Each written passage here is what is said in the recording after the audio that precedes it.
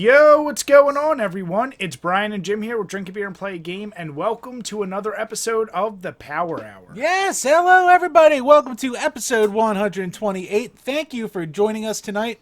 Speaking of joining us, we have us a guest. We have us a returning guest. We have us a, as of today, brand new Twitch affiliate guest. She is Pam. She is from Cannot Be Tamed. Pam, how the hell are you doing? Hey, I'm doing great. Thanks so much for having me back on. Thank you for coming back on. So, Pam, we always like to get it out of the way. We have the links below, but where's the number one places you want people to find you? You can find me on YouTube. My channel is called Cannot Be Tamed. Twitch also is called Cannot Be Tamed. And that's it. No one else needs to follow me on social media. I have enough. You have your fill there. Yeah.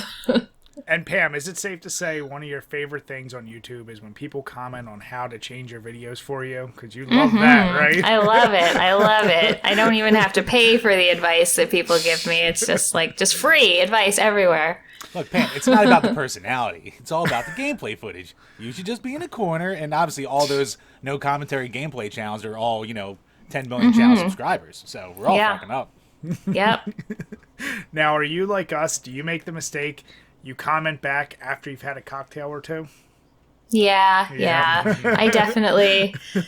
There's some that I can just immediately just be like hide user from channel, but sometimes I have to. You have to go back at it. Yeah. I do like your Twitter slowly starting to morph into like a nice little vent session for just like, God, what? Like just seeing this one and being like, this is why you don't need more followers. I just need to bash you. I need the chosen ones to just see me bash these people, and then I can go back to my life. Yeah, exactly. And I need to remember that there's a setting that only people you follow can reply to you, because it'll get spread over, and then people who don't follow me reply and tell me I'm ungrateful or something, or they meant it was a compliment actually, or. I do love the double back. It clearly wasn't a compliment, but now that they're engaging with you, they're like, oh shit. No. I mean, so how has it been with that transition though into Twitch for you? Like, I feel like I've said many times on here, YouTube breeds those annoying comments, and Twitch you might get here and there, but I think overall the people chatting are pretty decent. Like, they've been pretty good, right? Yeah, for sure. I mean, I haven't been on Twitch for very long, but yeah, everyone's been really nice in the chat. I haven't had any problems with having to get rid of anyone other than the occasional spam bot or something. But yeah, everyone's been pretty positive in the Twitch chat. I think it's got more of a sort of community feel where people will be sort of stick around, and there is some of that on YouTube too, but it's kind of different in real time. When you can see the person as you are live as you're commenting. Yeah, and at least with Twitch, I do like when you set up mods for yourself and they get rid of those folks that start spamming all those negative things. So yeah, like I said, it seems a little more friendly, at least from the little bit of an engagement I've gotten on there. So yeah, for sure. But I saw you right before we hit record. You got a bottle there. What are you drinking? And can I make a guess from last time? Sure. You said you're a fan of sours. So is it a sour this time? It's not a sour. Damn it. It's not a beer at all. Ooh. It's a cider. It's called No Boats on Sunday. Okay. It's Ontario hopped cider. It's my favorite one. Comes in a giant bottle, which is always good, and it's just a nice sort of dry, plain cider. Do you like the ciders a little drier, or do you like them a little sweeter, like in general? I like them drier generally, though my second drink is the sweet one, so it depends. Like, if it's got a flavored kind, then I'm fine with sweeter, but just, the apple ciders, I like them drier. Nice. What percentage is that? 5. 5? Okay, nice. So it's nothing too crazy strong. Yeah. What about you, Jamers? What you drinking tonight? I ran out of all my craft beer, so I'm just sticking with Yingling Light. I knew it. When I asked you before and you didn't answer me, I was like, all right, What are you going to be drinking? I didn't even get to the store and try to, get out of the fast lane by buying some booze. I had no time this weekend to re-up, and I finally finished off all my craft boxes that were sent to me. So it took like 8 months, but it finally got done. So yeah, hoping it tonight. The classic Jim. Someone did something nice for you, got you a bunch of stuff, and then when you had to go do it, you're like, I'll get to it. And then Correct. you don't get to it. Correct and correct. I'm doing the Shawnee Craft Brewing Company. I'm going to butcher his name, the Apiarius? I don't know. It's like bees, but I'm saying it wrong. So it's an ale brewed with honey. So over the weekend, my brother and I actually stayed in the Poconos at the Shawnee golf resort. It's like my second time golfing. I'm terrible at that, but they had a brewery on site. We tried literally every single one of their beers in one sitting. Wasn't the smartest idea, but this was my favorite. 6.1%. It's actually a really good brewery. I hope I can find them more locally. But if you like beers, it's like an English-style pub ale. But like I said, it's got that honey with it. So it goes down real smooth, but it's definitely not too sweet. So I like it. And with the 6%, it has that nice little kick to it. Yeah. Solid. Nice. So Pam, no wine tonight? No wine. I thought I would go with the cider. Man, I was hoping to talk about Brad Pitt with you some more and shit. Oh. Check out our episode with Petey's Power Hour, because basically their whole conversation evolved in that for like a good half hour. Yeah, and Michelle, if you do watch this, you have to understand beer and cider is better than wine. We tell you that all the time. I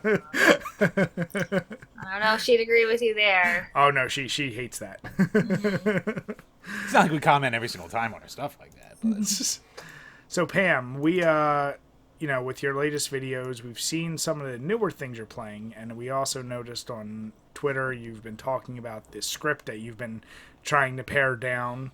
Was that for the latest video you did, or is that for a separate project? Yeah, that was for the Star Ocean. The Star, video. okay. Mm-hmm. So has that taken up pretty much all your time with gameplay, or you've been playing anything new recently? I actually finished it a few weeks ago, maybe even more than a month ago. It was just the writing and the editing and everything that took me a long time. But yeah, I've played a number of things this month. This month was a month of games I was anticipating coming out and disappointing me, and then other games completely surprising and delighting me. So there was a few things. I was really looking forward to Axiom Verge 2 coming out, and I wasn't really crazy about it. Yeah. it seems like it came and went, because everyone loved the first one, and then this came out and everyone was like, oh yeah, Axiom Verge 2, and then 2 days later you didn't hear anything about it. Yeah, I kind of found that as well. It just changes it up because it's less combat focused. Like in the first one, you had all these guns to choose from, and this one, it's more melee and then a boomerang that's kind of sucky. So I didn't really ever want to be in combat. It's much more exploration focused, which I do like. It just, I don't know, something wasn't really just wasn't grabbing landing for me.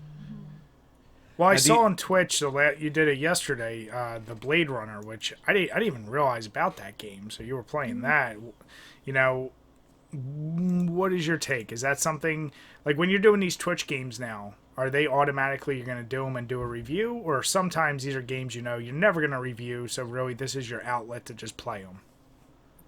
I think I'll probably review them occasionally, but not too often. Like the first one I did was Indiana Jones and the Fate of Atlantis, so I don't think I'm going to review that. I might end up doing Blade Runner, though if I do, I'll just have to play it all over again because I haven't yet figured out the recording the gameplay separately. I was just about to ask if you were doing B-roll footage the whole time as you're doing this and just filling up hard drive after hard drive.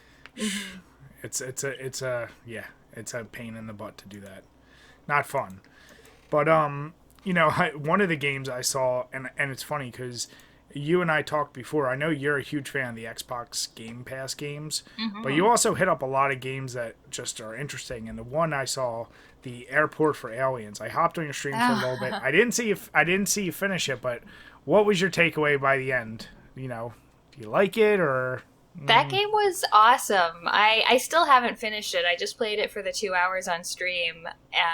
It's hilarious. It's just sort of walking around in first person and seeing all these sort of static stock images of dogs, and they just say really dog things, and it's always really funny. And yeah, so you and your fiance are the last two humans on Earth, so it has this sort of, bit of humanity running through it, and the idea of coming and going and missing people and meeting people in your life, but then also you're just running around and talking to all these pictures of dogs and petting the pictures of dogs.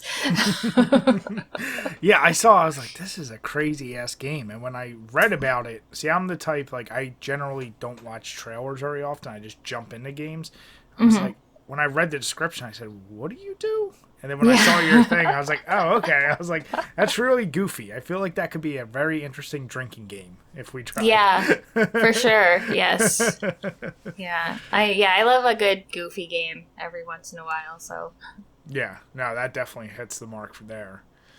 What about you, Jim? You, other than, well, obviously for your koi kids, and if you haven't already, check out the video for the Kirby's, what is it called? Kirby's Block Ball.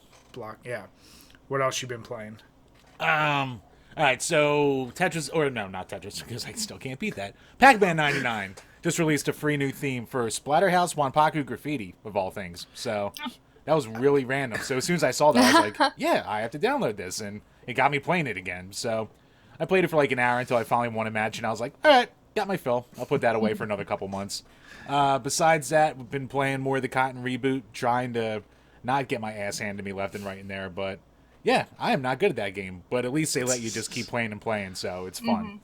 And I'm still in the process of doing like all my game capture for October, since we're going to be going through all my horror games. So last night was just a shitload of 16-bit Castlevania, so it was a good time.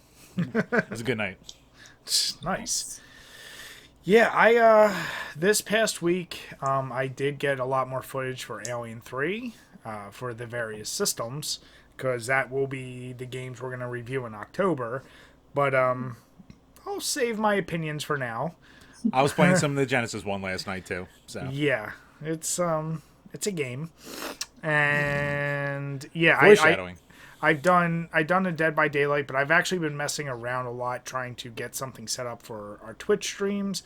So Jim and I have something very interesting planned, I'll say, and it could involve us drinking copious amounts of beer live and trying to interact with everyone. So I've been trying to get that set up.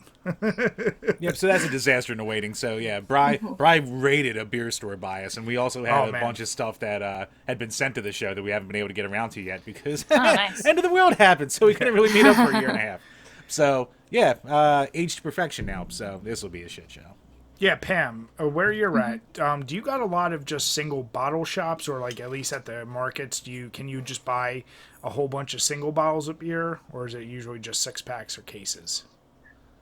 You can buy singles. I mean, our liquor sales are a little more constrained. Like most of the liquor beer is sold in the actual like licensed liquor store. But yeah, you can get all kinds of singles of craft beer and things like that. We've just started in the last couple of years getting it in grocery stores. And actually I was at the farmer's market the other day and they had singles of beer, which I've never seen before in my life. I don't know when that started. It sounds exactly like PA. Like we still struggle. Like a place has to serve food in order to sell beer at it. So a lot of groceries will have like mini marts. So like Acme's and places like that near us start doing that. I'd say the past 5 years. But before then, yeah, like we still have the weird rule of you have a wine and like liquor store and then you have beer stores. Like they're separated still. But every other state you can get like everything no matter where you go. Right. But yeah, to what Jim was pointing out, I now know what it looks like to spend about $120 on single bottles and filling up like I felt so bad for a girl ringing me up. She's just like one by one. She's like, "Do you want a box or something?" I was like, "Please." So yeah, we're stocked up on Oktoberfest and pumpkin beers, and we're gonna do a live tier rating of every single bottle we can find. So wow, yeah, nice. It'll be interesting. Jim's gonna get sloppy. Yeah. Hey, that happens for the good of the content, Brian. So Pam, one question I did want to hit you with. I love that you do the Xbox Game Pass things where you cover some games, and I did love seeing that you were doing World War Z and some of those. But I meant to ask you, do you have like a common multiplayer, like online multiplayer game you play often, or do you mostly go towards like single player campaigns? I will mostly play single player campaigns. I've been playing with Michelle PewDiePuff and a couple other people from the Polykill Discord. We've been playing through things. So we were playing World War Z. We finished up the campaign on that and did some Horde mode. And then we were just playing Zombie Army 4. Oh, yeah, the sniper one, right? Yeah. Yep. Yeah, so we just played that, and we've like dabbled in Deep Rock Galactic and things. So that's sort of like a once a week thing. Occasionally Overwatch, but I don't really have that's not the majority of my gaming at all. Yeah, I meant to ask you that because like obviously with Game Pass, there's plenty of great single titles, but there are a lot of those multiplayer. And I was curious, like, was that a genre that ever really appealed to you, like at any generation of gaming, or what? Or was it more like, nah, that's not really for me? Well, I had 9 years of World of Warcraft, which that's kind of... Yeah. Did that ruin all multiplayer gaming for you? Basically. My big thing is just, I like games to end. Like, play it, finish it, on to the next one. That's sort of how I like to do it. Nice. Well, are you guys going to be doing the Back for Blood once that's released? Because that's a day one on... Mm-hmm. And yeah, I mean, you playing World War Z and everything. That's Jim and I, like I said, we played that. That was actually pretty fun. So that would be a good one to see you guys play. Yeah, I'm definitely looking forward to it. I've sort of avoided the beta period, but yeah, when it's out, I'll definitely try it. Yeah. Yeah, they have like a lot of... You were talking about it on that one stream you did. What's that vampire style game? That's almost like... It's not exactly like that, but it's... Oh, what's it called? Yeah, there's a Vampire the Masquerade like Battle Royale coming out. Yeah. I forget what the name is. Yeah, like, is it 4v4 or is it... What is it? I thought it's like, the hunters versus the vampires and... Yeah, I'm not sure what the format is, because it's just the opposite of what I want from Vampire the Masquerade. So I haven't really looked into it other than the trailers that I've seen. Yeah, it's like they were like, we can do an Overwatch-style game with our universe. And... With our RPG universe, yeah. Yeah, Jim, do you know what we're talking about, that game? I mean, I know, thanks to Pam's videos, I know of Vampire the Masquerade, but as soon as it said Battle Royale, I was like, what? How the hell does that work? It's like a shooter, think like Evolve, except multi versus one. It's like I think it's 4v4 or maybe more, but one side's humans with guns and whatever, the other side's vampires with special abilities going at each other, almost Call of Duty Overwatch style. Oh, okay. Interesting concept. I don't know how it's going to turn out, but I'm sure the core audience loves that idea. Jim, how can you develop characters if they just keep dying? But brother, vampires, they can't die. Oh, it's called Blood Hunt. Blood Hunt. Okay, yeah. I saw that. I was like, okay, they seem to be going down that path because, 2 days ago, the Alien Fire Team or Fire Squad just got released. And that's another one where half the team's aliens, half the team's people. They're really, really diving into that style now, Jim. Yeah. Everyone's got to do it. So we hit that stage now. Mm-hmm. Jim, are you excited for the Yu-Gi-Oh shooter? Yu-Gi-Oh shooter? I saw someone made a fake thing saying that they wanted to be Olympic sport. And I was like, I'll watch that. Yes, you would, Jim. I know you would. I'd love the shit out of that. You son of a bitch. But no. Actually, Pam, real quick, did any people from the UK give you shit when you said you didn't like the Alex Kidd remake? No one's given me shit about that. So pretty much universal idea of everyone just going, it's not good. Yeah, I think so. Man. I actually just read an article about the technical limitations of remastering or remaking retro games, and they were saying that in keeping the mechanics but updating the graphics, they actually made it harder than it used to be. Really? Yeah, like the extra animation frames just like made it harder to like judge your distance because you have to get so close to the enemies to like jab them with your fist. Which is already like tough enough in a one-hit kill game. Mm-hmm. Yeah, that's yeah, I don't know why you need to remake games, to be honest. Just re-release them in a really perfectly emulate style. Just do that. Because no one has ideas anymore. It's over. That's why we have a Vampire the Masquerade Battle Royale game coming out. Everyone's fucking done. They all gave up. Jim, I don't like to say it often, but you're correct. Yeah. I'll take my 1 monthly victory. All right, Chambers. What do we got from our awesome patrons this month, though? Or this week? Patreon.com. Before we get into this, I have to apologize to everyone because I forgot to post the goddamn questions until about 2 hours ago. So, probably I was throwing off my game. But, yes, patreon.com/DrinkABeerandPlayAGame, where for as little as $2 measly a month, you can ask a question and we will answer on each and every single one of these Power Hour podcasts. So, first up, from Gamer Astral, favorite Metal Slug game and why? Ooh. Pam, do you have an answer for that? I don't. The first one? Yeah, I'd have to say the first because that's the one I've played the most. I've barely dipped into the series. Yeah, I was just going to say Metal Slug X, which, is that the first?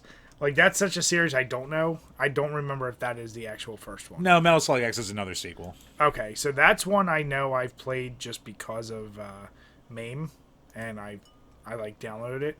It was really fun, but also I don't have that much experience with Metal Slug in general. It's one of those shooters I always go, like, I know everyone loves it, but I just wasn't that kid with a Neo Geo, so. Or with an arcade with a Neo Geo, and, like, I never even got any of the collections. So, yeah, that's one that just passed me by. Yeah. No, good question, just, we ain't the right crew for that one this week. Yep, sorry. Next up from Burn Retinas, Jackie Chan, Chuck Norris, and Jet Li each have video games. Did Jean-Claude Van Damme deserve one, or does Street Fighter the movie count? 1, Street Fighter the movie definitely counts, and 2, he does deserve another one. God damn it. I mean, Johnny Cage was basically based off of him in Mortal Kombat 1. Yeah. Yeah, I actually did a little looking up, and I was like, oh, game's based off Bloodsport. And I was like, oh, Mortal Kombat, that makes sense. I mean, what other Jean-Claude Van Damme movies would really deserve a video game? Expendables 2. Really, Jim? Don't challenge me, Brian. They have the Expendabros on Steam. What the hell is that?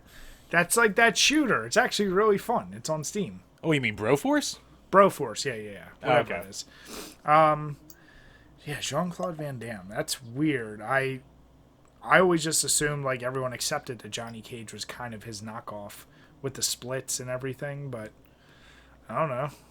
Is there a movie I'm missing that I can't think of for him? Time Cop. As I said, nothing really deserved a movie out of him. Oh, fuck. What's the one where he's, like, trying to, like, save a Pittsburgh Penguins game from a bomb? Ah, shit. What's that called? If you have to think that hard, that means it's not that good of a movie, Jim. Fair play. But, yeah, I mean, it's got to be Bloodsport. Make just, like, a straight-up Bloodsport game and license it. Whatever. Yeah. And have either of you ever played, I know there's like, what is there, 6 or 7 those Jackie Chan games? Like, yeah, I know there's a lot of them. There's a bunch in the Famicom. I think there's one on the TurboGrafx. I've never played any of them. They've all passed me by. I played the one on NES, Jackie Chan Action Kung Fu. How is it? It's good. It's actually a lot of fun. Is it just like a knockoff of the original Kung Fu, or is it like a whole different style? It's basically just a platformer. Okay. Platformer. It's pretty good. The sprite, especially for Jackie Chan, is like very detailed and has fantastic facial expressions. Oh, nice. Yeah. That might have to be a game we try out, Jim. I'm down for that. That could be a new genre we just jump into and just do all the Jackie Chan games. Why not? Jackie Chan. Well, it's funny. The Jet Li. Oh, fuck. What the hell was the name of that game? I remember it was like the PS2 era. Yeah. And I still say, like, that PS2 era, like, when you discover games, and for whatever reason, especially licensed games, were actually really good. I still love the Matrix game from that time. I think it's called Reloaded. Enter the Matrix. or Enter the Matrix, but the Jackie Chan one, I remember that got something like crazy, like 96% reviews. Like it got a ton of You mean great. the Jet Li one? I'm sorry, yeah, Jet Li. Yeah. So maybe we need to do a full kung fu month, Jim. I don't know. What do you think? I mean, I'm down for that. It gives me reason to play games I never touched before. Something that's probably in a pile of games over there I don't even realize I have at this point. Because I've got a problem. Oh, what was that god awful Steven Seagal game? It was like called Operation something. I think it was on the Genesis. What? It was a Steven Seagal I think it's called Operation like Hardpoint or I could be screwing this up, but it looked absolutely ridiculous. I'm pretty sure it was like that Batman game where they tried to do the Mortal Kombat style. You know what I'm talking about? It's like I know I'm screwing this up completely. It might have been a canceled game called The Final Option. That might be what you're thinking of. Then it was released as an available ROM because I've seen people play it and I was like, that looks terrible. Yeah, it was a canceled game apparently. That they must have dumped the ROM. So. Gotcha. Okay. Well, good thing it was canceled then. But no, great. What was that? Burn Retinas? Yep. No, great question. Yeah. Jean-Claude, he didn't need any more games. But Pam, where was your suggestion? I know you're such a Jean-Claude aficionado. I mean, sure, he could add more games. Like, if Cliffhanger can get a game, I'm sure Jean-Claude could get another one, but... If Cliffhanger can get 3 different games, then... Jesus Christ. Good old Cliffhanger. My God. Last up from Alex Perez. What is something that is popular amongst your own generation that you have never shown much interest in for one reason or another? An example for me would be wrestling. My interest in the sport basically starts and ends with the N64 games. Some popular in my generation that I didn't show interest in. See, for me, I guess I could go with, like, I think they might be, like, still right before my generation, but, like, G.I. Joes and even TMNT for the most part. Like, I just never really got into them or cared that much. I was a Batman, X-Men, Power Rangers kid, so maybe I was, like, that 2-year gap in between all that stuff, but, yeah, never reached out to me. What about you, Pam? Do you have an answer? Because I'm still trying to think. She's like, Dick! I'm not sure if it's generational, but I've never had an interest in comic books, graphic novels, that whole type of media. The combining the pictures and the words is just, I don't know, I don't like it. It just never grabbed you. Yeah. You know what? I'll say, even though it came out late, a little bit later in my generation, I never got into Pokemon. Like, the only time I really did was that brief period of Pokemon Go on your phone. Like, Jim, you lent me the Red, right? Fire Red, yep. Fire Red. I played that for a couple hours, and it just... I like the idea, but since I never actually tried it when it first came out, I have no interest in playing really any of the games moving forward. So, yeah, that was one of the things that never really... I don't get that, Yu-Gi-Oh!, all that stuff. It just never made sense to me. So, Pam, as the JRPG expert on here tonight, what do you think about Pokemon? Like, I know everyone thinks it's like baby's first JRPG kind of deal, which, kind of is. I can definitely see that, but did it ever reach out to you, or did you just playing it this is too simple for me?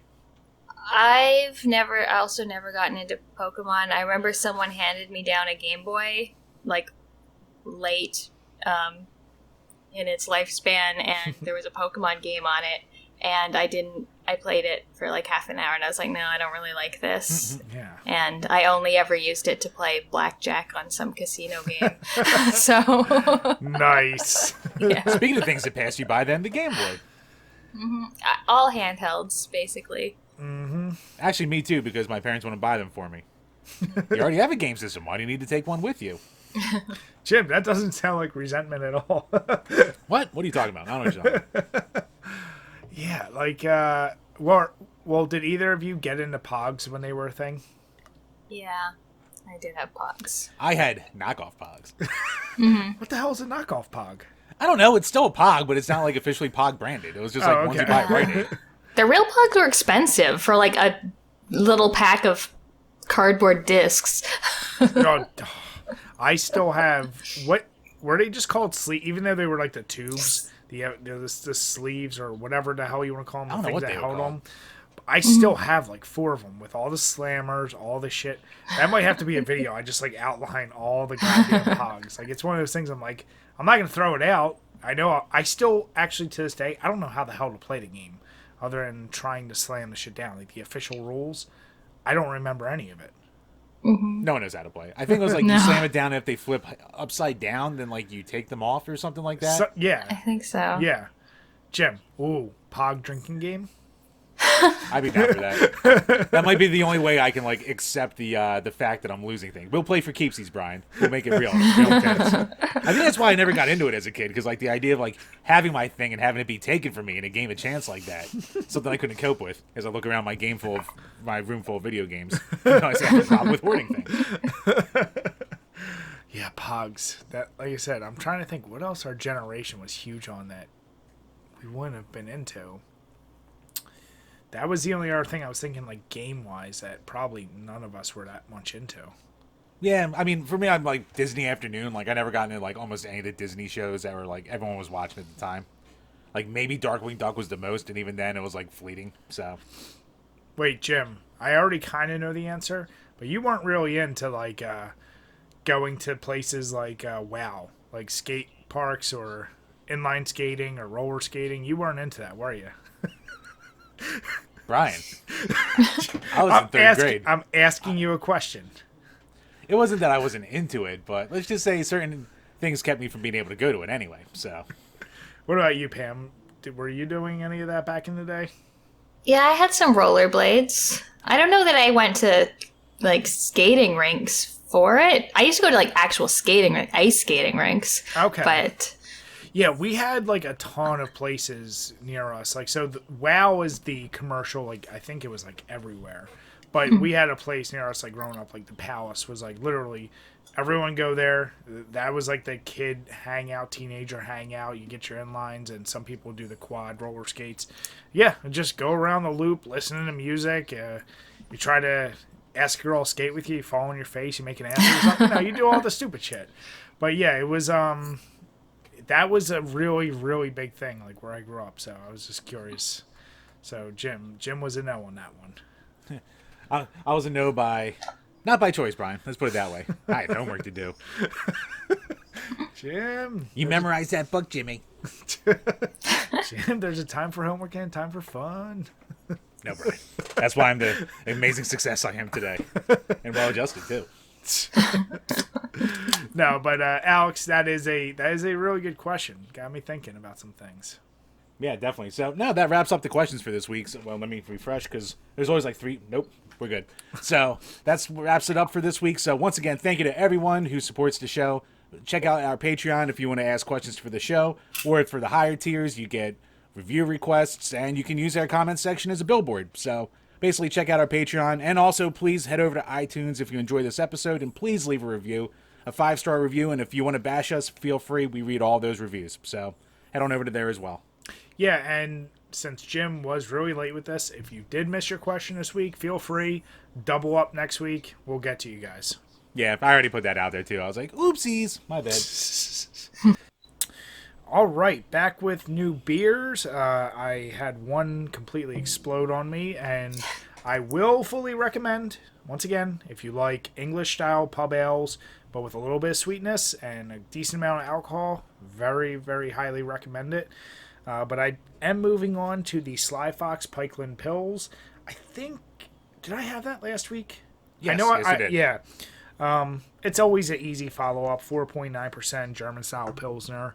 Like I said, this is the easy go-to if you are a macro fan of beers and you want to try craft. This will be a style you'll enjoy. Nice. I am just about done my 3rd Yingling, so I'll be going into my 4th soon. I'm doing good tonight. And Pam, you chugging along with that cider? yeah, I've still got about a quarter and a third of it left. So what is that? How much is that? Is that like a... It's half a liter, which probably doesn't mean anything to you. No, wait, I'm trying to I act know like I'm math not... conversion things. I'm like, don't be the dumb American that doesn't know, but I'm trying to figure out, I'm like, all right, is it like to me, that almost looks like a 16-ouncer, but I think so. Like, it's definitely bigger than a average regular bottle. Well, that's what threw me off when I first saw you sip it. I was like, I've never seen cider in a bottle like that. Do they do all their ciders like that? Yep, they do. They they've got like cranberry ciders. I've never tried the other ones, but yeah, so a regular beer is 375 milliliters. So this is a 500 milliliter. Okay. No, that makes a little more sense. I'm not going to act like I know the exact conversion, but yeah, that's basically the 12 ounce to the 16 ounce bottles for us. Yeah, I think so. Because we have to do things difficult. Right. Base 10 is for suckers. All right, come on now.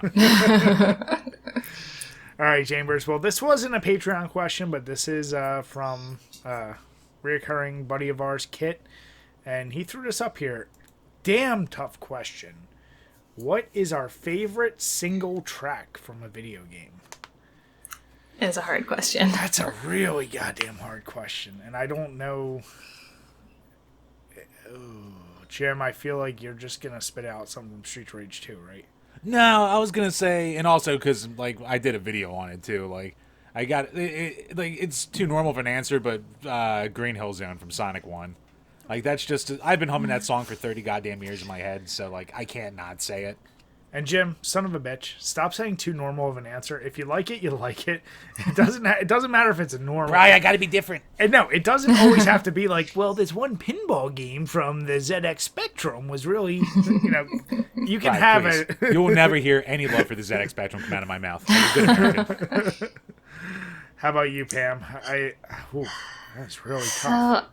I went through my vinyl to see, like, okay, well, these are the ones I care enough about to have on vinyl and that have actually been pressed. But my usual answer is Zia's theme from Bastion. I never heard that one.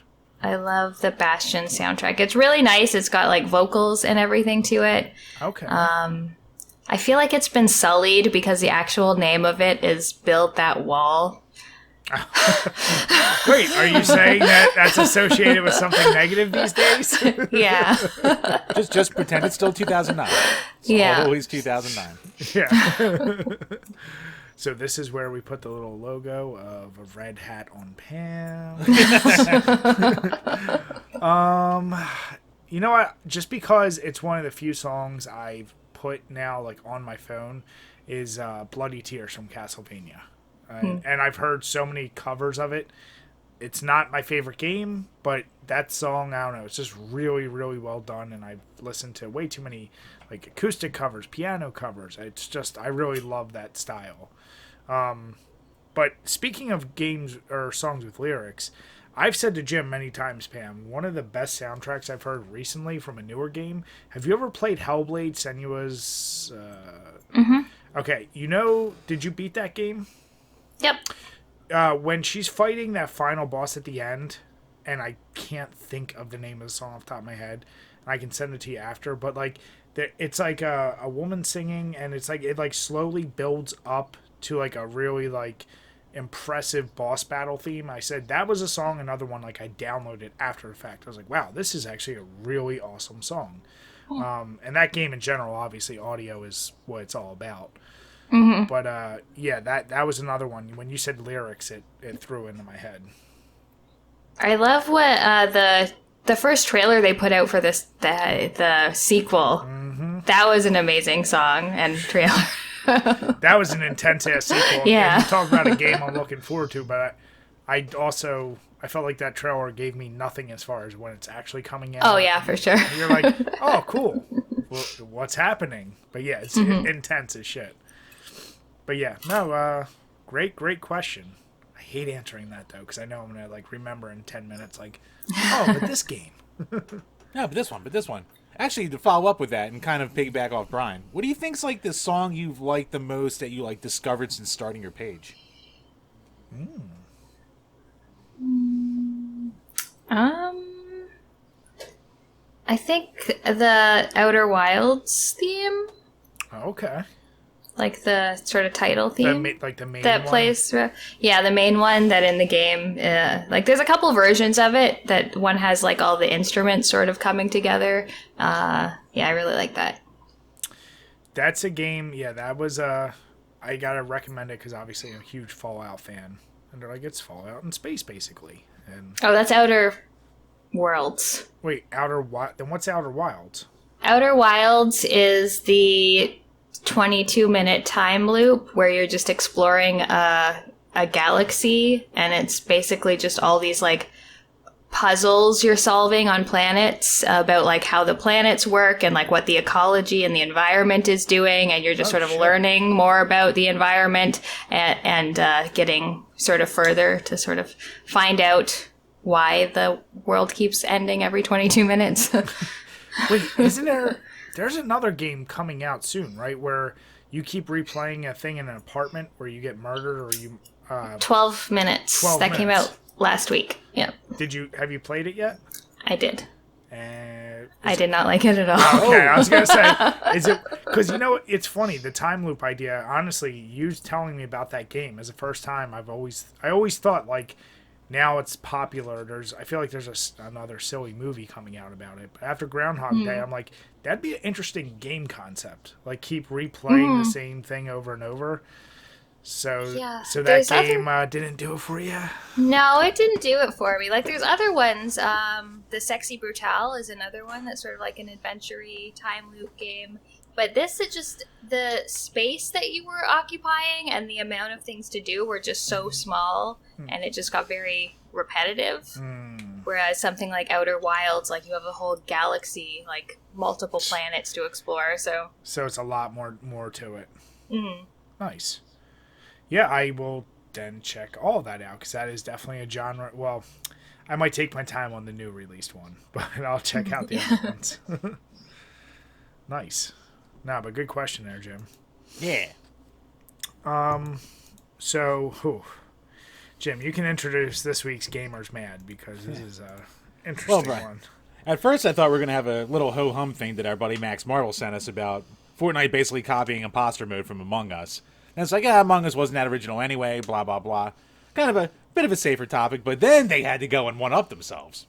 So, as we all know, if you're not aware, links will be below. But they decided to throw in a Martin Luther King... why am I saying it like that? Martin Luther King style event, where basically it's like a museum, and they recreate Washington, D.C., basically. And you kind of just go through and look at a museum. And... yeah, like with a lot of things with Fortnite, good intention, maybe not the best execution. And when it first came out, I was like, I don't think, like, everyone was just dunking on it because, like, all the headlines were very vague. So everyone's like, wait, are they putting Martin Luther King in fucking Fortnite? So everyone just assumed that, like, he was a skin. Yeah, that he was going to be a skin, you drop him out and someone's going to shoot him. So fucking, luckily, thank God they didn't go that route. So, yeah, like an interactive museum thing, they partner with Time Magazine with it. And, you know, you basically walk through, they play his speeches, they, you know, have little exhibits. But a lot of people are like, I don't think this is in the best taste. And I was like, I don't know, I learned a lot of, like, history and stuff like that through my media growing up. Maybe this isn't the worst thing in the world. Maybe it's a way to get in front of kids. Schools aren't that great these days. And, yeah, then, you know, players happened. So... basically, people started dancing, and of course, there is a whipping emote that they couldn't legally take out because of a contract with DC. So that was the only one that had to get left in because of that contract, because of the Catwoman skin. Jim, you know what? I hate on a lot of your responses on Twitter because I know you're just trolling or shit posting. But when you first said, like, yeah, like, you know, it is true. You know, things I picked up from movie or even some random video games, like if they are any historical context, especially like World War II games, I was like, oh, okay, like I actually retained some knowledge.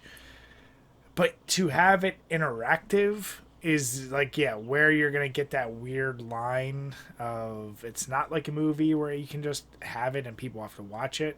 I don't know if Fortnite. Well, I know Fortnite's not the right game. I know it's the biggest game right now, but Minecraft might have made more sense for something like that versus MLK, at least in my eyes. You know, a game where you shoot each other versus a game where probably you would have been safer. Build stuff. It was good intentions, yeah, just terribly executed. I don't know. What do you think, Pam? Yeah, I think there's a lot to unpack there. Like, what was it? Assassin's Creed Odyssey, I think, had an educational mode where you got to walk around and learn about ancient Egypt, I think it was. Mm-hmm. And that's cool. And so, I think the idea of providing education in video games is a good one. Mm-hmm. I also, Where in the World is Carmen Sandiego taught me a lot about geography and things like that as a kid. But the idea of loading into this event and getting a tip about headshots, like that's... Oh, as the things are loading up. Yeah. I haven't played Fortnite, but I assume that this and things like the concerts they do, you can't just run around shooting each other during those. No, so when you walk in the area, thankfully, they turned off. Yeah, you like when you walk into the area, it's not like you're interacting. Like you go in and there's a constant loop of Martin Luther King speeches, and you kind of walk around the and I'll call it museum for short term, but that's kind of the bulk of it. But you can still do the emotes. And then they figured that out, and they're like, shit, we have to disable them. But as Jim said, the one they couldn't get rid of because of contractual is the whipping one. So what do you think every a-hole in the world just puts a video up of? And then other people were like, well, there actually is a way to save emotes that bypass their block. So then people figured out ways. So all it is people like dancing and whipping in front of the speeches. Mm-hmm. Either figure out a way to make it so you can only walk through, or if anything, change your load screens to those messages. Like if that's what you want to promote, do it that way. Like I get it. And once again, you want to reach the biggest crowd possible. There's no game bigger, whether you like it or not, than Fortnite. But the execution is that it is. You know what? If I have to give them credit, when I first saw the headline too, I was like, tell me they put a skin in there. Like, I was like, dear God, don't do that. Now, Bri, riddle me this as devil's advocate. Yep. So let's relate it to real life and us growing up, going on a school trip to a museum. So you can take kids and plop them into a museum. 99 out of 100 of the kids you take there are probably going to be little shitheads who just run around looking at the dicks on the statues and laughing about it and stuff like that and being disrespectful. But maybe one or two kids out of the whole group is going to get something out of it. So, do you still think that it could be a thing that's worthwhile enough, even though, we live in an age where everyone's got to have their outrage hot take for, Twitter likes, even though in the grand scheme of things, it might still be a decent kind of thing to have in there? I don't think it's a bit. I don't. Maybe think it's the whip emote still. Bit of a mistake.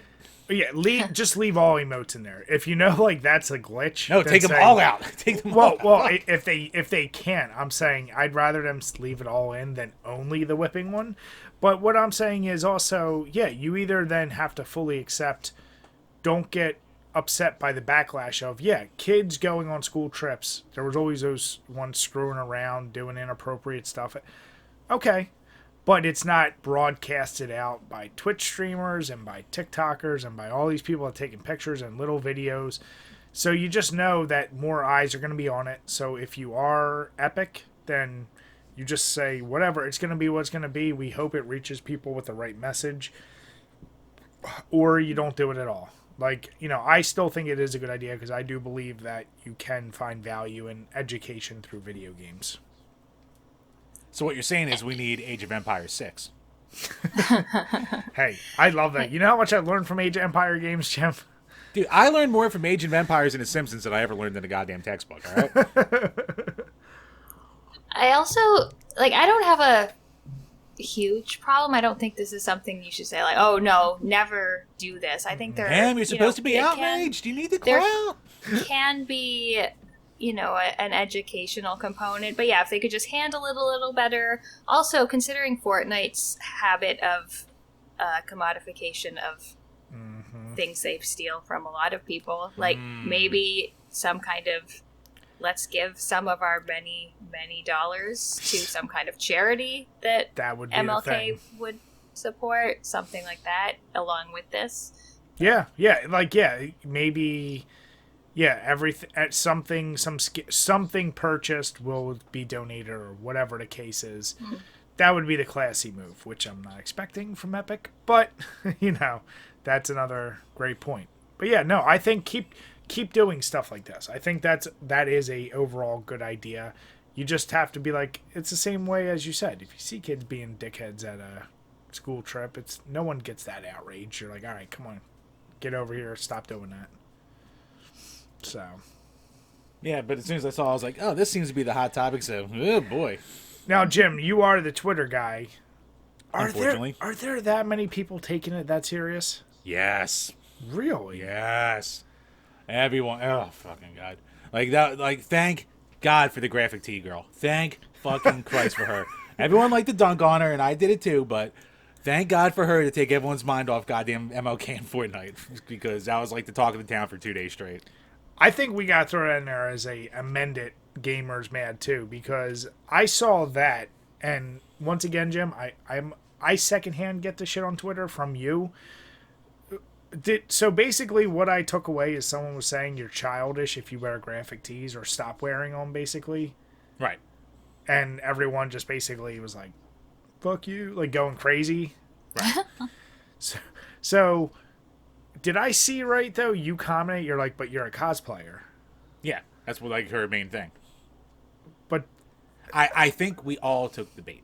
I was gonna say, is there any chance she wasn't 100% trolling and just doing it to get the likes and get the follows? I think there is at least a 50% chance that was what it was. And if that's what the case is, bravo. You're better at this than I am.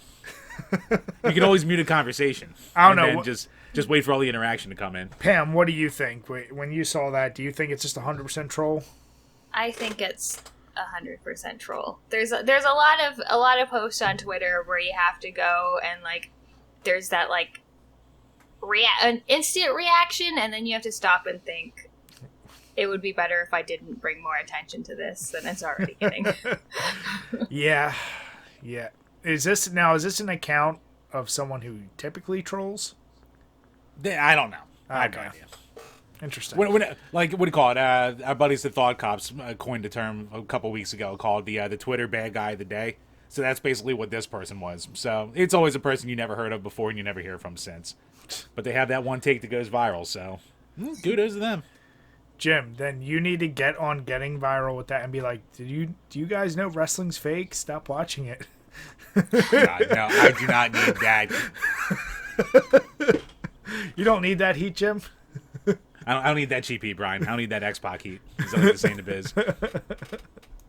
No, that's so, yeah. Oh, wait. Actually, Pam, speaking of takes, so with your last Star Ocean video, which was excellent, by the way, you made the claim of it being, like, the best JRPG on the PS1. So did anyone start throwing some shade your way for that? Or, because I know they tend to be a very passionate fan base.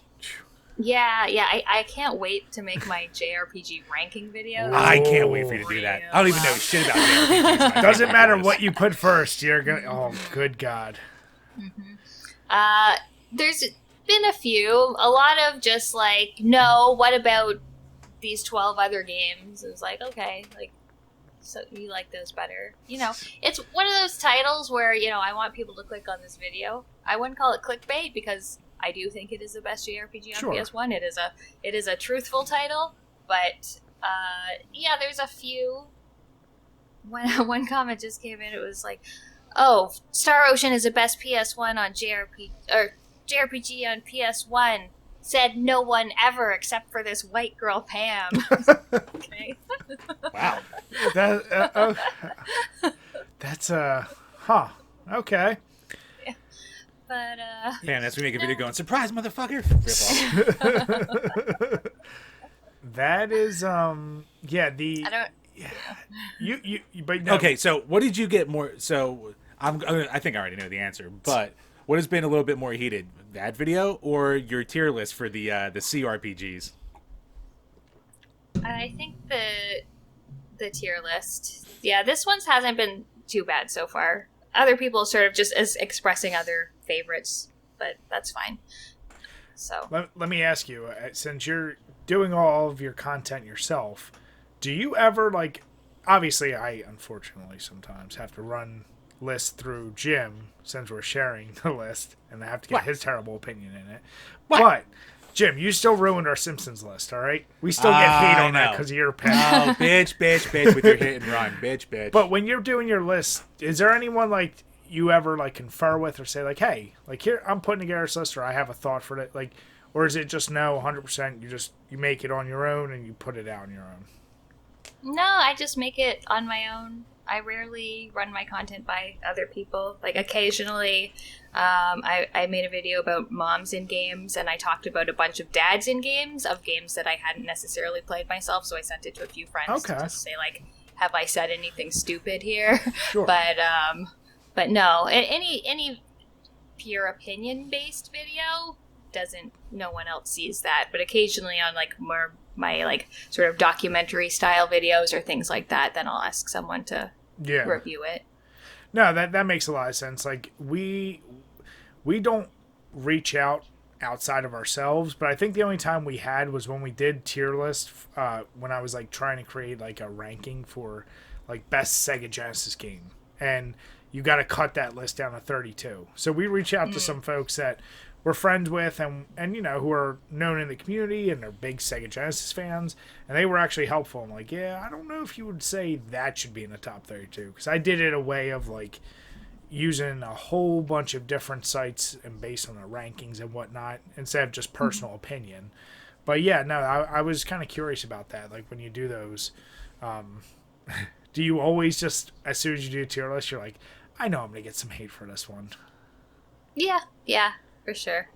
I'm also not overly precious about it. Like, even when I made my top 100 games, people were like, oh my god, how did you decide? I'm just like, man, it's what felt right. I don't think too hard about it. Just Now, do you ever get to a point, like, say with a video like that, obviously as time goes you play a lot more games, like, do you ever get the idea of, like, I think I want to update that video? Or is it like you'd put so much effort that one time you're like, shit, do I really want to do that again? Yeah, I've been thinking of doing a sort of supplementary video. So, you know, the best games I've played since I made that list. Yeah. But yeah, that's, you know what, that's one of my little things of, like, why I don't love doing the newest games, because I'm like, shit, I don't know if it's going to be true. Whereas if I can say, like, you know, Jim and I, we did a live list of, like, we've played every single NES baseball game, every single basketball game. My opinion's not going to change, even though people hate our opinions on some of them. But it's like, hey, we said very frankly, this is what we think is the most fun, and we did play every single one, so we're not changing our opinion on that. Mm-hmm. But, yeah, no, I was always kind of curious with those lists. Like, if you get any kind of internal, like, man, I might want to change that video. So nice. No, but Jim, I did want to ask you, this next one, I read into it, I was still goddamn confused, so you need to explain it to me. Okay, so Magic the Gathering, they've been experimenting a little more with their card packs and stuff like that lately. So they're releasing it was funny when I sent all the topics to Pam, and she's like, that is a shitload of Fortnite. And I didn't even realize that this was a Fortnite thing, too. I was like, holy fuck, she's right. I'm sorry. Because when you think Cannot Be Tamed, you think Fortnite. So, yeah. But Magic the Gathering is adding a couple new card decks. So one is going to be Fortnite-themed, and one is going to be Street Fighter-themed. So they've already recently been doing some theme decks with, like, D&D and Warhammer and stuff like that. Well, they'll take older cards and, like, reprint them with, like, custom artwork based on, like, the properties, basically, is the short of it. So they're going to be doing that basically with Fortnite characters. But Street Fighter is going to be, like, its almost own little weird spin-off with its own rules and shit like that. So I just thought that was kind of a weird, interesting take on it. I don't know if they're running out of ideas or if sales are down and they need to, like, you know, get a boost in there. But, Bam, do you have, like, any experience at all with Magic or, like, any of those card games? no, I've never played Magic. I played a little bit of Hearthstone, but not for a long time. Jim, she was a roller skater like me, so. Oh, the kids who got outside. Ooh, la-di-da.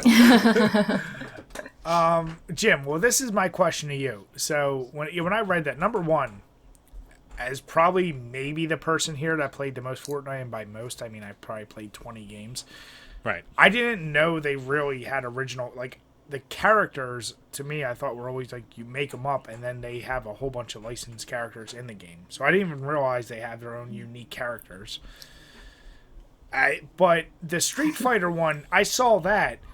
I thought the article was kind of alluding to like they just have their own gameplay mechanics, but you could incorporate them into the overall game.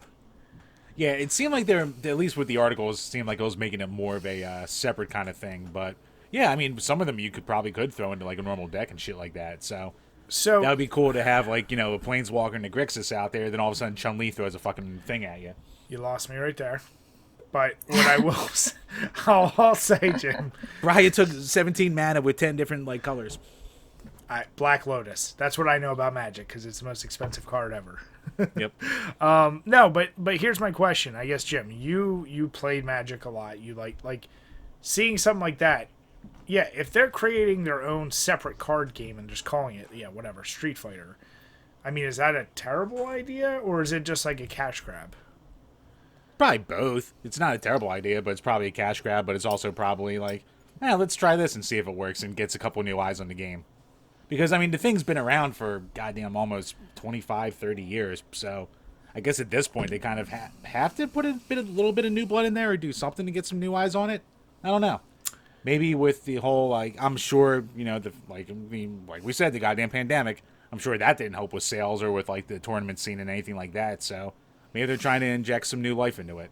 Jim, I got it. For the viral moment, you tweet out, like, thank God Fortnite is coming to this boring-ass game that's too old.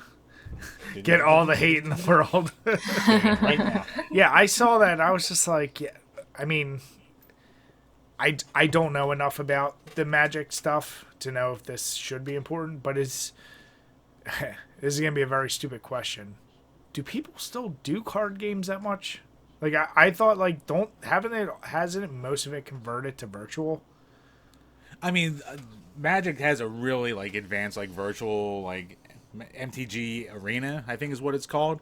Where, like, you can buy virtual packs online and play that way. So, I still think it's probably not what it was in its heyday, obviously, but I still think it's got a pretty solid fan base, so. But again, like, I guess they make their bulk of their money still off the physical card sales, so you got to find some way to get people out there to do it. Well, I say screw all that. We're going to do our Pog drinking game, and we'll make Fortnite Pogs, and we'll make our money off that, Jim. I was going to say, Brian, we could at least buy a Street Fighter pack if it's its own thing. Maybe get a couple boosters. Maybe have what's it called? Oh, have a draft. Have a little draft tournament between ourselves, Brian. All right, Jim, you buy those things, and I'll follow your lead. All right, Brian, I will take the money out of Patreon, and then we can do that in this video. Don't take our $60, Jim. No. Brian, shut the fuck up. So, Pam, I know now 100% you're going to go out and want to do Magic the Gathering, too. Because now you got Fortnite, and, it's right up your alley. Fortnite, Street Fighter, and Magic the Gathering, my three favorite games. Now, Pam, did you actually like delve into like any of like the the quote unquote nerdy games, like any tabletop shit? Like, obviously you didn't do any card games, but I'm gonna take a guess and say no. I've played the occasional sort of one-shot D&D or adjacent campaign, but not really. I like board games. I like the really complicated board games, but all right, like which ones? Yeah, now my favorite one's Betrayal at House on the Hill, I think it's called. Talisman I like a lot as well. Is Talisman the one? So I have a ton of like horror board games that are way too intricate. Is Talisman the one with the green symbol on the front? Like there's a green glowing gem or something? Because I know it's like a triangle, I think. Okay, and the other game you just mentioned, is it show like a house that's like outlined in blue? I don't remember. Yeah, because you said names. I only know horror board games, like intricate horror board games. And some of them, man, you spend 40 minutes just friggin' setting up. Yeah, and learning the rules, and yeah. There was another one I played. It was a Lovecraft one. Arkham Asylum? No, that's a Batman. No, I know what you're talking about. It's the something Arkham Arkham Horror or something like that. Yeah. Yep. Yeah. Jim and I can't wait to get Jim to try out all the various horror board games I've gotten over the years. But those, I'm like you. That's the path I went down. Now, the only thing I think outside of that, I've actually never played D&D. I don't even know how it's set up. But we did play a game called Hero Escape where, like, you build the map and it's basically, like, pieces against each other. But outside of that, I don't have a lot of experience with card games or whatever, but you give me an intricate horror board game and I'll be that, like, nerd. It's like, guys, we're all set. And everyone's like, nah, I'm good. Right, we still have to play goddamn Hero Quest, or Battle Quest, whatever it's called. Wait, was that the one that took up the whole floor? Yes. Oh, God, that game. Jesus. That's the one that took up a whole floor and then a spider bit me and now I have a scar on my face from trying to find it in my attic. Oh, no. So good memories. Oh, yeah, nothing but good memories. Like, it was a game my parents got me as a kid, and, like, I didn't know how to play it. So, like, honestly, I would just set up the pieces and go, pew, pew, pew, pew, pew, with them, and shit like that. But then, like, the nerd made a video on it, so we're like, I was like, I have this fucking game. So, of course, my parents had it, because they never throw anything out. So I went to the attic to grab it, and as I'm, like, I come down from there, and then the next day, and I wake up, and there's this, like, spot on my, like, right below my eye right here. I'm like, oh, that's weird. And then it just got bigger. And then it got bigger. And then it got bigger. And then it got black. And I was like, uh-oh. Oh, no. So, yeah, I got a nice little scar here now permanently from a game I just had to get, and I haven't touched since the 10 years ago when I went to dig it out. Jim, it's all about the memories, right? It's all about the memories, Brian. Life's all about those little memories we piece together, isn't it? Oh, Chambers. All right. I was like, Brian, we can do this for the show. And you're like, yeah, we can. And then we never touched it again. I promise. You know what? We'll do it when we do our pogs, all right? All right, that works. We'll make a whole day out of it. All right. So we got some new beers, new drinks with us. So, Pam, you're up first. What'd you think of the cider? You already said at the top that was your favorite one, right? Yep. Still my favorite. And now I'm on to some red wine. It's a Portuguese red, and that's really all I know about it. Ooh.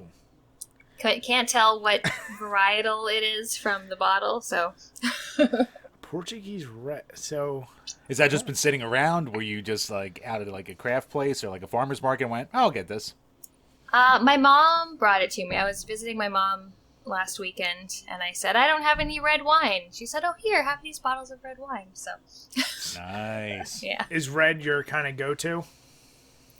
I prefer red, but I tend to drink white more just because, I mean, I'm just sitting here by myself, so red doesn't like stay very well past a day or two. Yeah. Whereas if I open a bottle of white, It'll last. make that. Yeah. No, because I was going to ask. I've had a ton of different reds, and I'm familiar with like a lot of Spanish ones. I was curious if Portuguese ones are kind of like Spanish in a way, like a little bit lighter. Yeah. Mm-hmm. Yeah, they're similar, I think. Okay, nice. I'll have to keep an eye out. I want to try one of those. Do you go for the drier reds or the sweeter reds? Always dry. Okay. What's the one red you don't ever want to go near? Like Merlots? I don't know if there's anything I like specifically dislike. I prefer like big reds. Like my favorite are Italians, like Barolo and things like that. So going with the expensive stuff. I see what you're doing. Yep. Jim, speaking of expensive, how are those Yinglings treating you? Wonderful. I'm on number 5 right now, so they're doing good. I was like, oh, it's good I have some light beer tonight. I kind of ate like shit today, so I could, save a few calories. And then, you drink a 6-pack, and then that goes up. So. Well, my Pikeland Pill, since I went through technically 2 of them, even though one of them's still half frozen, as I said, very good. But then I'm moving on to my Hell's Golden Lager, which is just a little bit of a stronger version of a lager. Still 4.9%, but when I say stronger, it's got a little bit more of a mouthfeel, a little bit more malt to it. So more flavorful than you would get with the pills. But it's all very easy to drink. So if you're not a huge beer fan, that would be a type for you. Now, Pam, since we last talked, you said you're going to be trying some more sours in the meantime. Did you actually stick to that, or were you just like, back to wine? I did. I tried a bunch of sours. Now, if you ask me to remember the sours I tried, that will be difficult. But my favorite is still the one I had on the show. It was the plum and boysenberry sour from Muskoka Brewery. But I tried some other good things. I really like the sort of flavored, like, berry or like a mango or something. The ones that are just really tart don't appeal to me as much, but yeah, they're not as good. So then for you, for alcohol tiers, is it wine, ciders, and sours, or is there other liquors in between? I like a good cocktail. I don't generally like to make them myself. But we have a shared friend who does really good videos for that.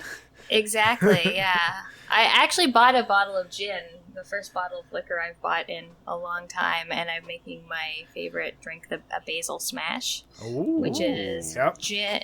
You muddle the basil with some lemon juice and simple syrup, and then you top it with gin. I put soda water in too, because I just find it a little strong with just gin. But, what kind of gin? Because I actually, last weekend, first time in a long time, just bought a bottle of gin. So what kind did you get?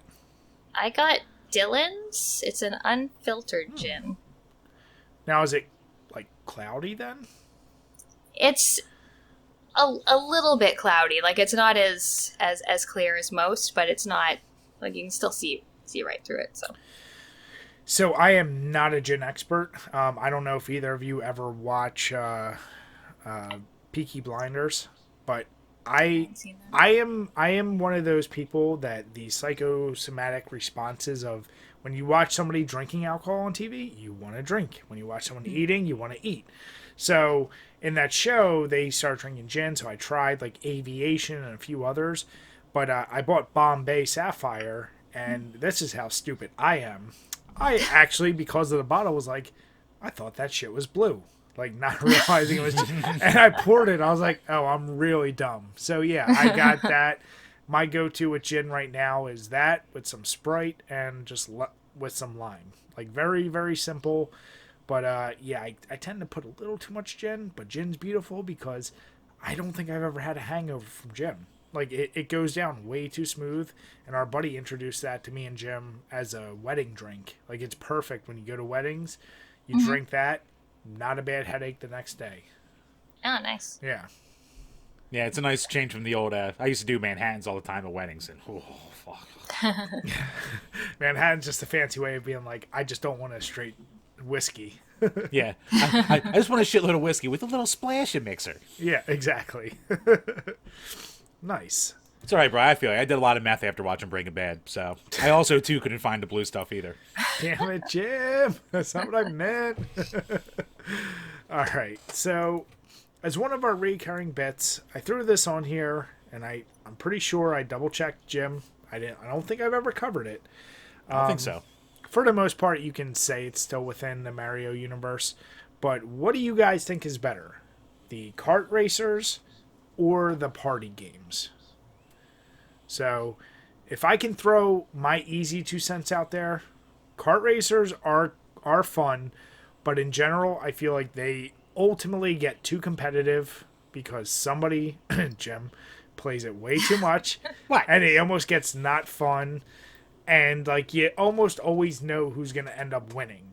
Whereas party games, there's a lot more spontaneity, it's more fun, everyone can play, and so they tend to be a little more enjoyable because you don't have to be a perfect gamer to really get into those. So I like that more people can get into it, so I go party games. Pam? I agree with the party games. I like that the matches or games are very quick and you go through a lot of different things at once, whereas I find the kart racers, they do, maybe last a little long, especially when there's a big skill difference, and then the people behind just have to be behind for a long time. You're like, oh boy, this Rainbow Road is really fun to keep falling off of. Yeah. Now, Jim, as the resident expert on kart racers.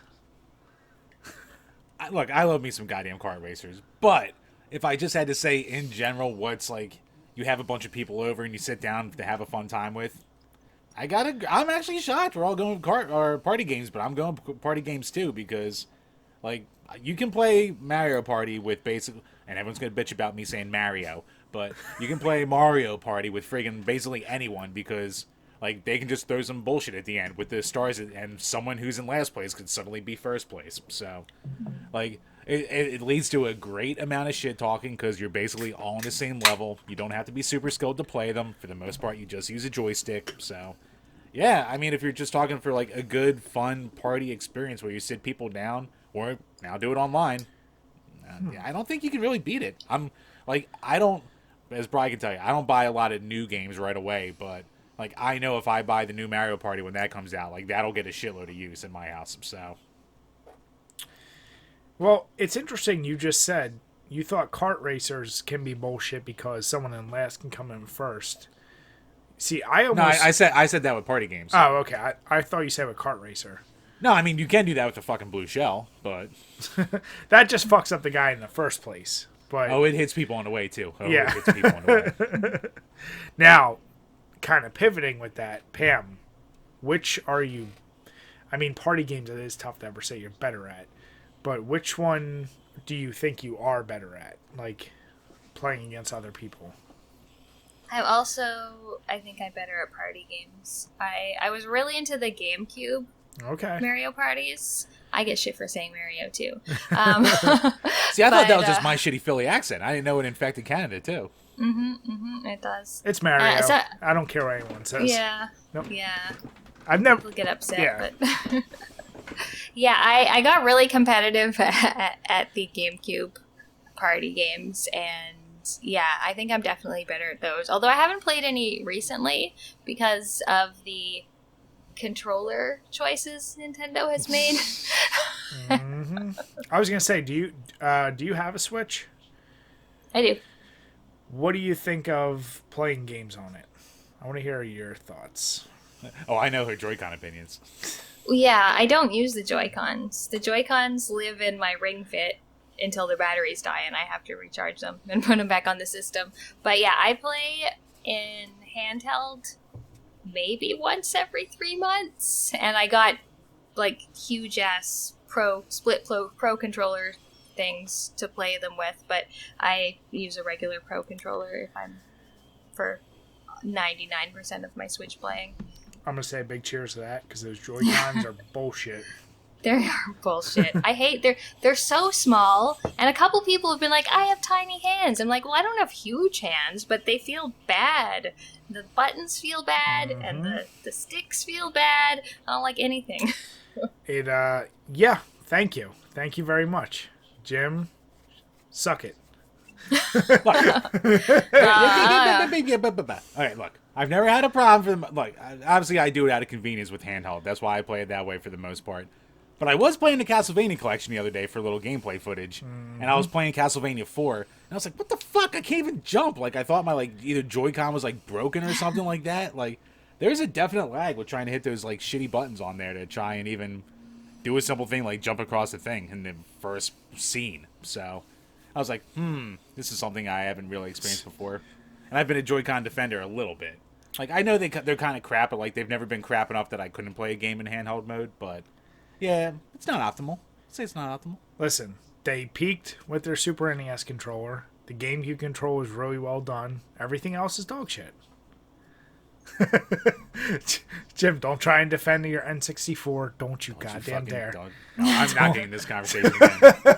You goddamn babies. I don't know how to hold it. Just hold it normal. Ignore the middle dick part. God. See, that's how I did it when I was playing GoldenEye. I went at my boyfriend's house and we were playing, and I'm holding it like a normal controller because that's how you hold controllers, and I'm like reaching to like hit the trigger and hit the thing, and they're like, oh, you can just hold it in the middle, and I just felt so stupid, and I was like, I hate you, controller, for making me feel stupid.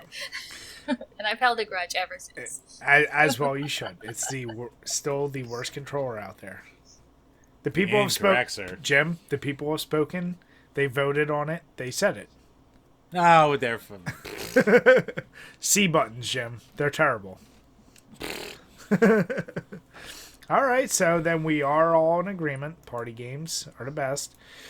So this next one, it's a little bit of a gray area, but hear me out what I'm trying to say. For overrated, underrated, being good at games. I don't remember his name, but I saw there was a lot of things on Instagram, maybe Twitter. Some Twitch streamer basically threw out a comment saying, you're either good at video games or you enjoy video games. Because whoever it was like an esports person. So, like, he competes and saying, like, you're either going to be good and you compete for a living and you don't... He's admitting, like, you don't enjoy the games when you're good because you're always competing and you can't actually enjoy the game, or you're going to enjoy the games. So it kind of got me in my headspace of saying, the same way, Pam, I'm sure you see a hell of a lot more comments than us, but you get people, oh, get better at a game if you think it's too hard, or bullshit like this. I get it on Twitch for some game. Like, you're going to see it no matter what. Is it overrated or underrated to be really good at games? So that's kind of where I'm trying to lead the question in that sense. Like, I don't know. And back in the day on the arcade, that annoying ass kid who's probably spent way too much time at Street Fighter and would beat everyone, and you try to go up and play and you get your ass whooped and you're like, son of a bitch. That still kind of goes on today with people when you want to play a casual game online with other people and somebody's way too many hours in and you're just like, I'm just here to have fun. So, what do you two think? Bam, you first. It's a hard one because I feel like every situation is a little bit different. Mm-hmm. So, I mean, if we're talking about competitive games, if I'm bad, I'm generally not enjoying myself. So I am neither someone who is good at video games or someone who enjoys video games. But I think, I mean, I want to be good enough that I can finish them.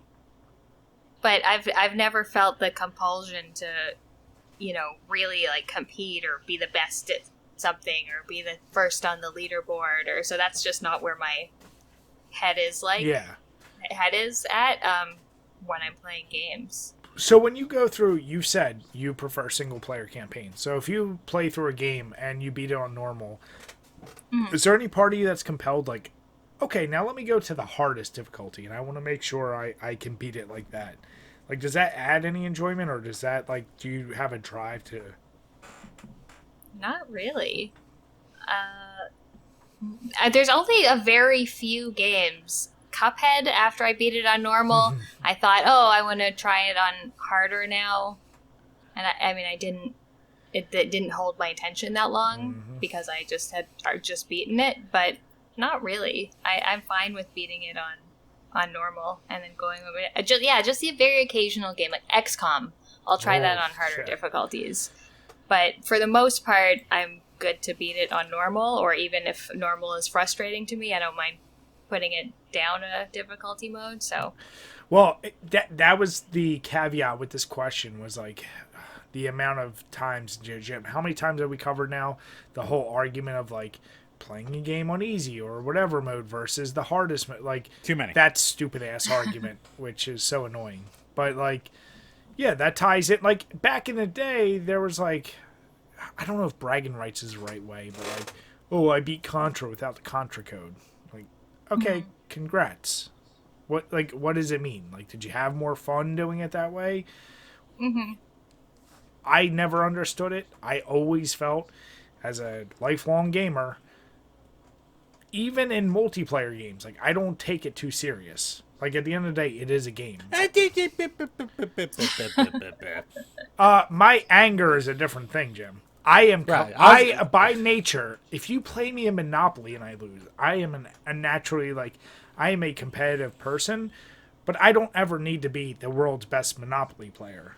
Like, you know what I'm saying? So, like, I don't get more enjoyment by only being the best. Like, if I get competitive, I want to win, but that doesn't mean I'm enjoying it. And I think in video games, as someone who may have torn an Xbox controller in half, that, you know, yes, I do think being really, really good can be overrated, because also playing with goddamn people like Jim. When you do play multiplayer games and you have to keep being the best player on the team to hold up for others, that gets really frustrating, and you don't enjoy the game anymore. You're like, I really have to try. I can't just sit down and enjoy it. Look, Bryce, some people get B, some people don't. All right? Some people get on B. Some people watch their teammates die and then like, oh, what happened? Her. See, when I play multiplayer games in the zombie games I've been playing, I've been getting the most kills, but I also often will trigger a trap and get my teammates electrocuted or eaten by a shark or sucked into a fan. So you piece of garbage. So Pam runs forward in World War Z. She's like, I got this. And spraying everybody. Oh, shit, guys. I'm sorry. Oh, Pam's going to be that one in Back 4 Blood. She's going to run through all the fucking bird nests. I just know it right now. Jim, what about you? So, since I feel like you are... I don't even know where you would land in this one. See, I'm a little too sick of these goddamn TikTok people getting easy clap by saying, every game should have an easy mode. So fuck that. You people need to learn a little goddamn adversity in your life. You need to set a goal for yourself. You need to get good. So, obviously, being good at the game is way more important. Did you just say you need to learn adversity? Are you saying... You need to overcome adversity, Brian. There's too many snowflakes in the world now. So you have to a video game. Video games. A video game is a place where you need adversity. That's how you build character. That's how you build a personality. You see what I deal with, Pam? I see. No, obviously, it doesn't fucking matter at all. But no, but Jim. But there's also the other side of the thing where arguing too hard for the other side also doesn't matter. Like, just fucking play something else. So. Yeah, that's the thing. Everyone just needs to do their own thing. Like, speedrunners, impressive. Am I interested in doing that? No. And my willingness to get good at a game is totally dependent on how much I enjoy the game. Like, there's games I pick up, and I was like, oh, this is too hard, and I just, like, quit immediately. And then there's games I really like, and I was like, oh, I really want to get good at this. I really want to do the extra content and the hard bosses and things like that. But it's totally dependent on how much I'm enjoying the game. I don't feel a need to do well at everything. So wait, Pam, are you trying to say that someone's personal accomplishment of being like, I beat Silver Surfer without getting hit once, that's not a major, like, oh man, he's awesome? I mean, if that's what's important to you, it's awesome. It's a good accomplishment. If that's... No, bring back shame. You should not be proud of that, goddammit. We are bringing back shame. Fucking do something else. I don't know. See, part of this was also, I said, it covers... Do not beat Mega Man with your ear. I don't need to hear this shit anymore. But that covers so many things we covered, Jim. I mean, we've talked speedrunners on this game, and I said, there's no way those guys... Like, when you're doing the speedrunning, you're not enjoying the game. All you're doing is memorizing a pattern and just try. Like, to me, like, the part of enjoying a game is taking in all the aspects of it. And if you're only doing it competitively, like, games are supposed to be a form of escape or whatever. But if that's your only form of I'm competing with others and this is where I show I'm the best at something, I almost feel bad. Oh, no, dude, what do you call it? Speedrunning, I'm convinced at this point, is the video game equivalent of heroin. Because you do the same thing over and over again. You're chasing that dragon to get that high score. And then the second you get it, your next thought is, I can do a millisecond better. And then you just do it again and again and again, getting pixel perfect. So that is... Like, I respect the commitment to it, but my God, I'm glad that is not me. And often you have to play the game in a weird way. Like, I was watching someone do a Ico, and you need to just yell the whole time. Just yell, because apparently it makes you go faster. I was like, this is really annoying. Listen to this guy just shouting the whole time. Or, you know, if you're playing Symphony of the Night and you just have to dash backward through the whole game, like, you're making Alucard look like an idiot. Please stop. Yeah. Yeah. I've said many times that's one of my complaints of I can't appreciate any multiplayer game because you can't take the time to appreciate, like, who cares what the graphics look like when you can't even take a second to look at it, and you're not listening to the sound of music or whatever because you're listening for everything else. So yeah, I don't know, like, to me it was always overrated to be like super worry about being super good at a game. Like, if you beat a game, you beat a game. but being the best or really good at it, even in competitive stance, it never made sense to me. Because it eliminates, like, you're trying to make games now this thing where it's defeats the purpose of, like, just pure enjoyment. And now it's a stressful habit. Make your own purpose, you filthy casual. Jim, when are you going to speedrun Hotel Mario? Fuck you. Jim, all you do is say, "Ooh, Hotel Mario, such a good game. I want to see you speedrun that shit." I never said it's a good game. I said it's a good concept, and I think it's better than people give it credit for, but it is still not a great game. I'm not spending... Bri, I had to spend 3 fucking hours to pixel perfect memorize the goddamn pattern for Bowser to finish that goddamn game. Jim, I'm never doing that again. Jim, what would Billy Mitchell or Steve Wiebe do? All right. Billy Mitchell's a goddamn fraud. Now, Steve Weeby's an American hero, so I wish I could live up to that beautiful man. Pam, is this lost on you, King of Kong? Yep. I know what you're talking about. Great. I saw the face. I was like, great documentary, King of Kong. The only documentary where it made me really care about game competitors for going for the top scoring in Donkey Kong. No, but... All right, so Jim loses again. Me and Pam are right. God damn it, I wasn't serious. So with that, first, Pam, how is that wine treating you after a cider? Because I feel like that's an interesting combo right there.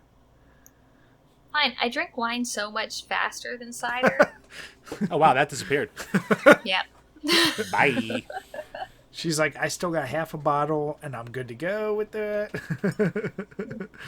So, before we sign off, first of all, Pam, thank you so much for joining us again. And last time, we have all of Pam's links below, but please make sure, check her out on Twitter, or Twitch and YouTube. She said not Twitter. I know, yeah.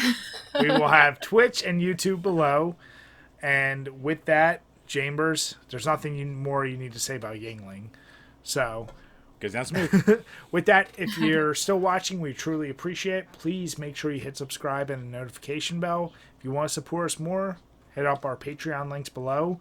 But with that, we want to say have a good night, everyone, and cheers. Cheers, guys.